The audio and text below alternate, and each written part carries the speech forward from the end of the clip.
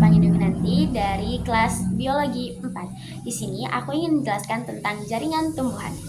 Sebenarnya apa sih yang dimaksud sama jaringan tumbuhan?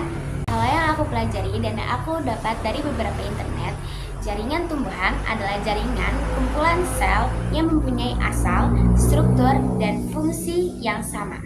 Jaringan tumbuhan terbagi menjadi dua, yaitu jaringan meristem dan jaringan dewasa atau jaringan permanen.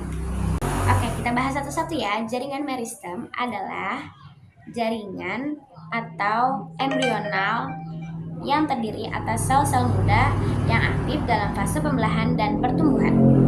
Ciri-cirinya yaitu berdiri tipis, susunan selnya sangat padat, terdiri atas sel-sel muda yang aktif membelah, vakuola sel berukuran kecil, sel-selnya berukuran kecil dan bentuknya bulat, lonjong, poligal, kuboid, atau prismatik.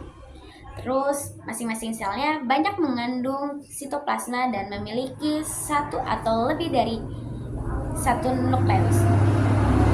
Beberapa fungsinya sebagai jaringan penyimpan makanan juga loh.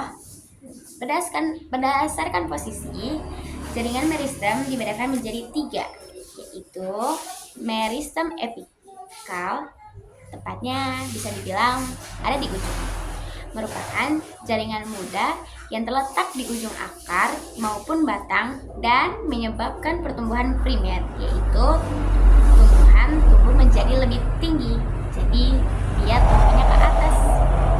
Yang kedua, meristem interkalar. Meristem interkalar merupakan jaringan yang terletak di antara jaringan dewasa atau jaringan yang sudah terdiferensiasi. Meristem interkalar dapat ditemukan pada pangkal ruas batang tumbuhan, golongan rumput-rumput, beberapa anggota spesies. Meristem interkalar menyebabkan ruas batang bertambah panjang dan juga menyebabkan terbentuknya bunga. Jaringan yang terbentuk dari meristem interkalar termasuk jaringan primer. Dan yang ketiga yaitu meristem lateral, yaitu tepatnya ada di samping, merupakan jaringan yang terletak di batang dikotil sejajar dengan permukaan batang. Meristem lateral menyebabkan pertumbuhan sekunder, yaitu tumbuhan tumbuh melebar, jadi dia tumbuhnya ke samping. Contohnya adalah Cambius gambus dan Cambium fasciculare. Nah, selanjutnya ke jaringan dewasa atau jaringan permanen.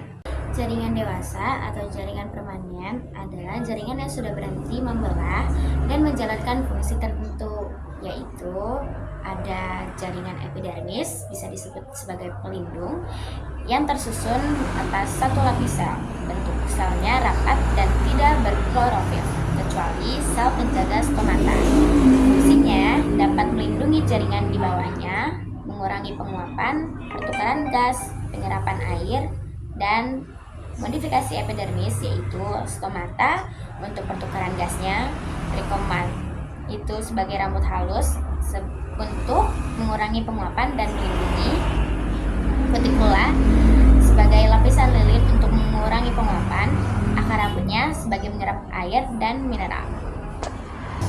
Selanjutnya ada jaringan parenkim, bisa disebut sebagai dasar, jaringan yang paling umum dan mengisi sebagian besar tubuh tumbuhan. Ciri-cirinya selnya berdiri tipis, ruang antar selnya banyak, dan selnya masih hidup. Fungsinya sebagai yang pertama fotosintesis kalau berklorofil ke klorenkim, yaitu selanjutnya ada menyimpan cadangan makanan pada batang dan akarnya, menyimpan air misalnya seperti kaktus, menyimpan udara, arenkim pada tumbuhan air. Selanjutnya ada jaringan penyongkong atau penguat. Ada 2 jenis, yaitu kolenkim yang artinya selnya masih hidup, dindingnya sel menebal